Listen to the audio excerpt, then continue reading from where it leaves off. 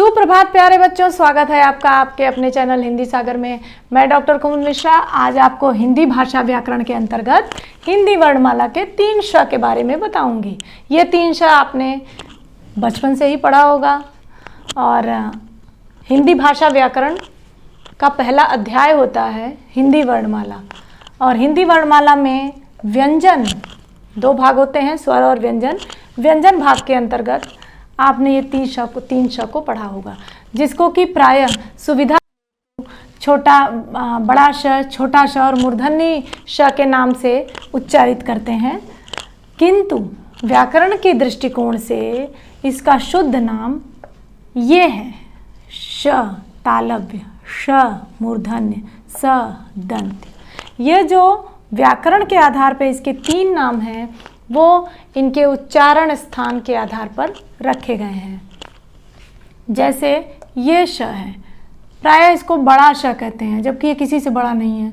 इसको छोटा सा कहते हैं, ये किसी से छोटा नहीं है, लेकिन क्यों कहते हैं पता नहीं। तो आप जानिए कि ये बड़ा श नहीं है, ये तालव्य श है। और ये जिह्वा का अग्रभाग जो होता है, जब तालु को स्पर्श करके जिस श का उच्चारण करते हैं उसे तालव्य श कहते हैं।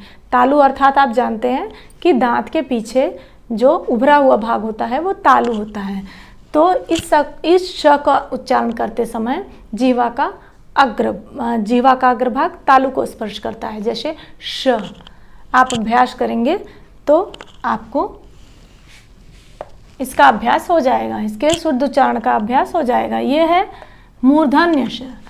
मूर्धा अर्थात कंठ और तालु के मध्य में ऊपर जो गहरा भाग होता है उसे मूर्धा कहा जाता है। जब जिस श का उच्चारण करते समय जिह्वा मूर्धा को स्पर्श करती है, यानी श, जिह्वा को उलटकर ये गहरे भाग को जब स्पर्श करके इसका उच्चारण होता है तब उसे मूर्धन्य श कहते हैं।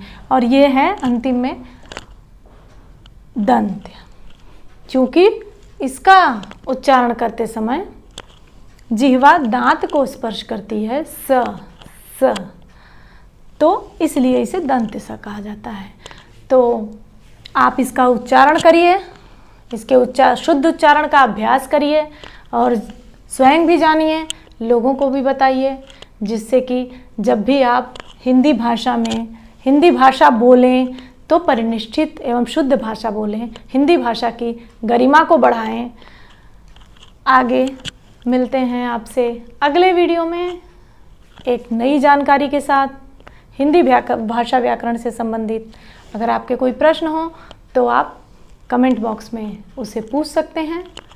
तब तक के लिए नमस्कार।